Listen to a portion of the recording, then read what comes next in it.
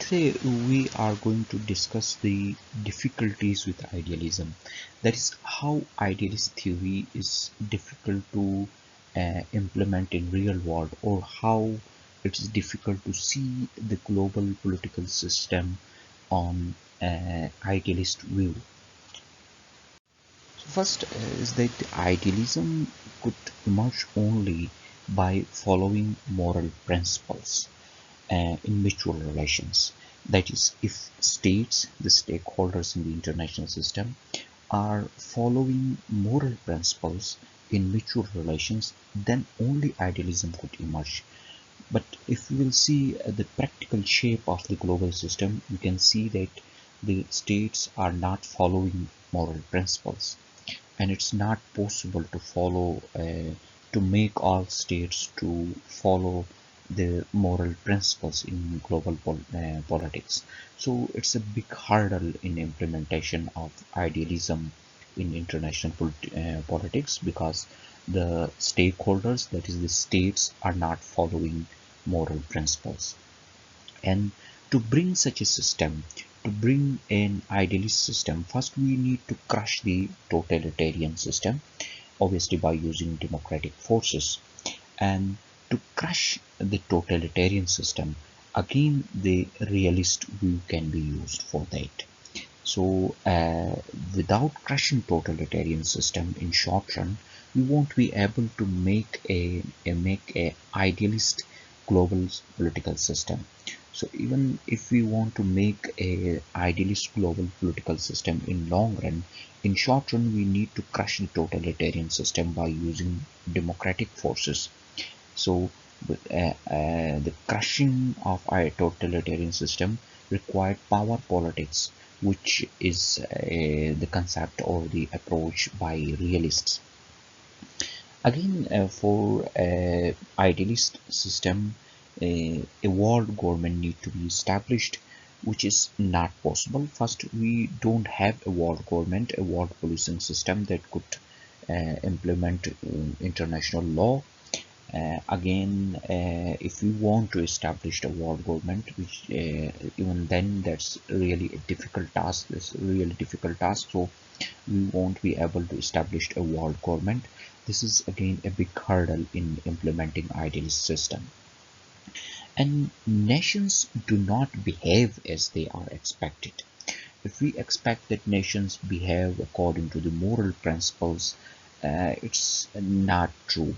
In fact, nations don't behave as expected. Let's suppose you expect that your neighbor uh, will will be friendly with you, but it's not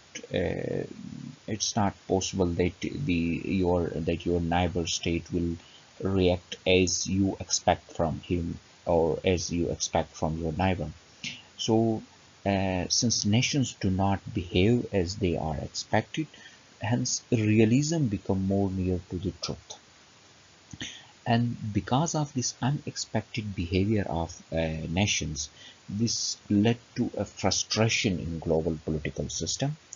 So you know that idealism, you see now that idealism, for implementing idealism there are big hurdles, and you already know that realism is also there are difficulties in realism as well. So we need to take a middle course of idealism and realism, and the best middle course of idealism and realism is eclecticism. Eclecticism is actually a synthesis of realism and idealism. That's by synthesis of pessimism of idealist and optimism of pessimism of realist and optimism of idealist. A third synthetic approach is approach came into being that we call eclecticism. So since in since for to make a ideal global system in long run, even if you think that we want to make an ideal or idealist global system in long run, we can't ignore the short run issues of totalitarian short run issues that are created by totalitarian forces, and we need to crush them. and to crush those totalitarian forces, we need realism in short run. And and again, if we will not shift to the idealist approach, then in global system there will be a continuous fight and the continuous struggle for the power. So in long run, if you want to achieve idealist system, in short run you need to think as a realist. And so both systems can be implemented to make a good global system. And by combining or by combining the pessimism of realist and optimism of idealist, you could develop a good global system, and that middle way is called electicism. Thank you for joining. Take care. Goodbye.